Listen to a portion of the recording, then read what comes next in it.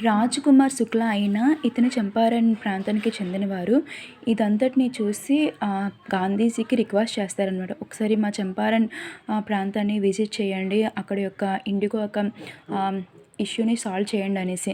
Then Gandhiji అనేవారు Rajendra Prasad, JB Kripalani, Mahadev Desai, Anurag Narayana Sinha ఇంకా other popular leaders అందరితో కలిపి చంపారణ్ ప్రాంతాన్ని విజిట్ చేస్తారు.